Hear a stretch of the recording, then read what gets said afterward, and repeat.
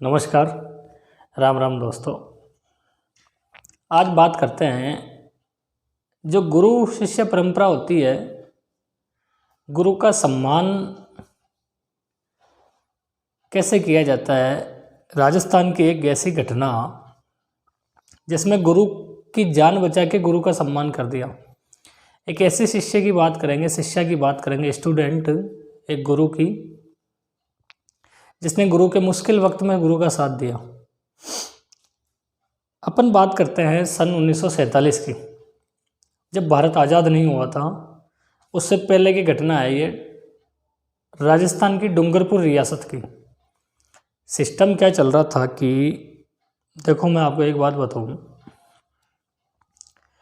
अंग्रेजों से ज़्यादा तो भारत के राजा नहीं चाहते थे कि भारत आज़ाद हो। अंग्रेज तो कभी चाहते ही नहीं थे भारत आज़ाद हो, अंग्रेज तो चाहते थे गुलाम बना रहे भारत। लेकिन भारतीय रियासतों के शासक भी नहीं चाहते थे आज़ाद हो भारत, और ये भी नहीं चाहते थे कि भारत के लोग, गाँव के लोग शिक्षित हो। ऐसी एक घटना की रियासत की घटना है, डूंगरपुर रियासत राजस्थान की। हुआ क्या, उसमें जो प्रजामंडल थे राजस्थान के, सेवा संघ वाले,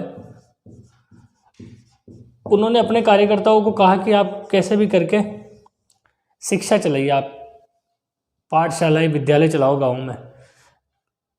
कहीं कोई रियासत ना चलाने दे तो चुपके से अपने घर पे भी चलाओ। तो डूंगरपुर रियासत में दो शिक्षक थे, एक तो सिंगाबाई रोत और एक नानाबाई खाट। इन दोनों ने क्या किया, चोरी छुपे के घर पे विद्यालय चलाते थे और भील आदिवासी जनजातियों को पढ़ाया करते थे, उनके बच्चों को। देखो, कभी भी जो शासन करने वाले लोग हैं वो ये नहीं चाहेंगे कि आदिवासी या गरीब या गांव का बच्चा पढ़ाई करे। अगर वो पढ़ाई करेगा तो अपने अधिकारों के प्रति जागरूक हो जाएगा, फिर ये सत्ता को वो चैलेंज करेगा, आगे होके चैलेंज करेगा, जो नहीं चाहते थे। तो डूंगरपुर महाराजा लक्ष्मण सिंह जी ये नहीं चाहते थे कि रियासत के लोग पढ़े, आदिवासी लोग पढ़े, आदिवासी लोग हमेशा बावड़े बन के रहे, जिससे इनको कभी दिक्कत नहीं आई शासन चलाने में, इनके खिलाफ कभी कोई आवाज़ नहीं उठाए। लेकिन सेवा संघ चाहता था कि पढ़े, तो सिंगाबाई रोत और नानाबाई खाट उन आदिवासी बच्चों को पढ़ाने जाते थे। कई बार समझा दिया कि नहीं पढ़ाना है, रियासत की सेना ने समझा दिया, लेकिन नहीं माने। लास्ट में क्या होता है, एक दिन डूंगरपुर रियासत महाराजा लक्ष्मण सिंह की सेना के पुलिसकर्मी जाते हैं वहाँ गांव में, और हाथापाई होती है दोनों के बीच। दोनों को कहते हैं विद्यालय बंद करो, दोनों ने मना कर दिया। मारपीट में नानाबाई खाट इनके पुलिस की मारपीट से ये मर जाता है। फिर सिंगाबाई को कहते हैं कि भाई बंद कर ले, कुछ नहीं पड़ा, एक तो सलट गया, तू और सलट जाएगा। नहीं माने सिंगाबाई। सिंगाबाई ने कहा मर जाऊंगा लेकिन बच्चों को पढ़ाना नहीं छोड़ूंगा, विद्यालय बंद नहीं करूंगा, आदिवासियों का भला, आदिवासियों को शिक्षित करने का जो बीड़ा उठाया है वो कंप्लीट करके रहूंगा। जब ऐसे सिंगाबाई नहीं मानते हैं तो सिंगाबाई को जो पुलिस की जीप थी, उस जीप के पीछे रस्सी से बांध के घसीटा जाता है।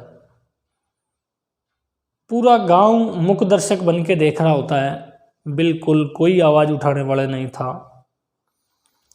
तब भी गांव में खेत से एक बालिका आ रही थी, उसका नाम था कालीबाई, और वो सिंगाबाई और नानाबाई खाट की स्टूडेंट थी। खेत पे बच्चे, अक्सर गांव वाले होते हैं तो वो गांव के बच्चे खेती में भी परिवारजनों का हाथ बटाते हैं, माता पिता का। तो वो आ रही थी, उसके हाथ में हसिया बोल दो, हमारी लैंग्वेज में दांतली बोलते हैं, किसी की लैंग्वेज में दातरी बोलते हैं, कुल मिला के जिससे चारा काटा जाता है वो वाले हसिया हो गया, उसके हाथ में वो था। उसने कुछ नहीं देखा, आओ देखा न ताओ देखा, उस नानाबाई सिंगाबाई की जो रस्सी थी उसको काट दिया। हसिया से, तो सेंगा भाई तो बच गए। लेकिन रियासत की सेना से ये नहीं देखा गया कि एक छोटी सी बच्ची ने रियासत की पुलिस के सामने इतना बड़ा काम कर दिया, उसको अपने शिक्षक को बचाने के लिए रस्सी काट दी।